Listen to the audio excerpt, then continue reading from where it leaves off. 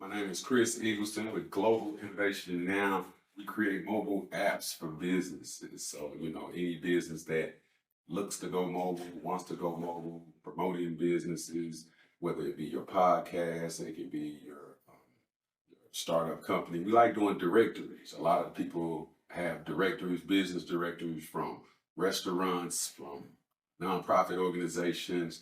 They like to list their sponsors. Of course, podcasts. They like to have shows and host shows, and also just promoting businesses in general. You're selling merch. You can list all the restaurants, bars on a mobile app. A lot of people use apps to just list their podcasts and list shows and advertising. So you always can advertise on the app. So I'm all about mobile. Everything is going mobile. We have mobile phones. Why not? Promote your business on a mobile device. This is like the new real estate, if you would, of why not your logo be on a phone, just like all these logos. And I'll just pull up, all these are logos. All these are companies that businesses thought about. Lyft, Facebook. XO is a advertising company, but then they also cater to jets. So you can be a jet setter. You can get a membership to where you're paying a monthly membership, and now you're flying everywhere with people that are paying that monthly membership as well. Other things like TikTok. TikTok is big. You can get paid off of TikTok. We create apps just like that to where you have an idea. I mean, it's Uber. I mean, and a lot of people think once you get a mobile app, somebody app, they have it already. But think about it. You have DoorDash, Postmates, Instacart, um, Grubhub. Those are 4 apps that all just deliver food. So don't think that you have to have an app that's not doing something that another app is already doing. You're not promoting it. You're not making money off of it. So I always encourage people to not only just come up with an app or come up with an idea for an app, but see another app out there. That way you can say, hey, this is something that I saw that was out there, but I wanted to add one more thing. And a quick story, Lyft did that when Lyft and Uber came out.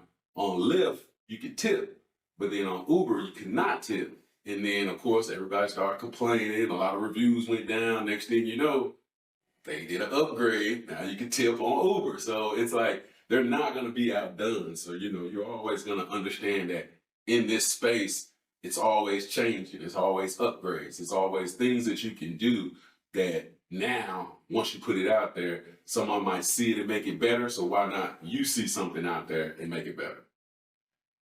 You gave a lot of information about mobile apps and the power of those things. And so, kind of breaking it, and you've told why they are good and how they can be successful. But can you talk a little bit to the new entrepreneur who's, just getting started or really doesn't, they look at, okay, mobile app. I don't think I need a mobile app because, I ain't as big as Uber or Lyft or Postmates. I'm not that big, so why do I need a mobile app? And a lot of people say that. A lot of people say, well, I have a website, so why do I need a mobile app?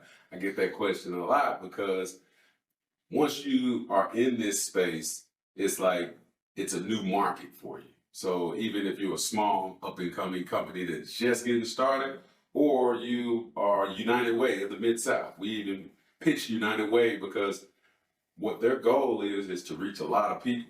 And as a big business or a small business, you always want to reach a lot of people. A mobile app can do exactly that. A mobile app can reach multiple people.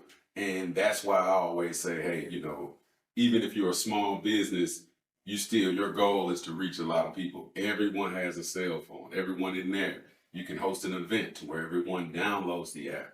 They're sharing the app. I always like to do my launch parties that way. Well, all we need is 100 people. 100 people show up to one location. Now they're sharing it on their platform. Give or take, they got 1,000 friends on Facebook, maybe 1,000 friends on Instagram. That's 2,000 times 100. So that's 200,000 eyes that will see your product if it's being shared. They will see your product if all of y'all are just going live talking about your product. And that's what I like to do. It's like, even if you're a small mom and pop shop, hey, your mom and pop shop, it's other restaurants in the area. Why don't all y'all get on a mobile app? to where it's one click to order your food, one click to share your product, one click to grow your brand in general. Because one thing you can't have enough of is advertising. And what great advertising is putting a lot of businesses on one app. Because I could easily say, hey, download my app. It's the best app. But what if I had multiple businesses on my app? What if I had to where you can get your credit repaired, you can get your taxes, you can get a business directory of businesses that you may need. Now my app is way more powerful than just saying, download my app just for this one service. Okay, awesome, awesome. And then with that, speak to entrepreneurs and all the success and the strengths that having a mobile app can provide for you. How do you see, I guess, the overall climate of Memphis and the business community and what you're doing as an entrepreneur? Like, how's all these things like coming together right now? And with that camera, in fact, let me see it now. I wanted to grab this phone. Appreciate it. And that's why I got two phones. A guy was like, well, why you got two phones? Well, not the reason that they normally have two phones. So we'll say that first off. But you have it because it's two markets. It's the iPhone market and then it's an Android market. So when I promote, I get you in the Android market first. So the first 2 weeks you're in the Android market. So of course I needed an Android phone. So I need to see how that app looks on the Android phone. And then it actually is different in the iPhone market. So in the iPhone market, it's a whole nother platform, a whole nother program. So that's what I like about just different technology. Some people just want to get in the iPhone market because a lot of business owners just have Apple. A lot of business owners, they don't even, a whole company, 1,000 people in the company, 10,000 people in the company, they all have Apple phones. So with them just having an Apple device, you want to launch it first. Clubhouse. Everybody knows about Clubhouse. For a whole year, Clubhouse was only in the Apple market. And that's what you want to do. You want to make sure that you're in a market where it's 1 billion users. So if you actually YouTube or video, Google it. That's funny, you have to use Google to search our video in the Apple market. But it'll show you that it's over 1 billion users in the market. So why not market to this market? Show them that it's a proven market to where you're pushing your brand, you're listing your business, you're scaling because again, every day you're growing.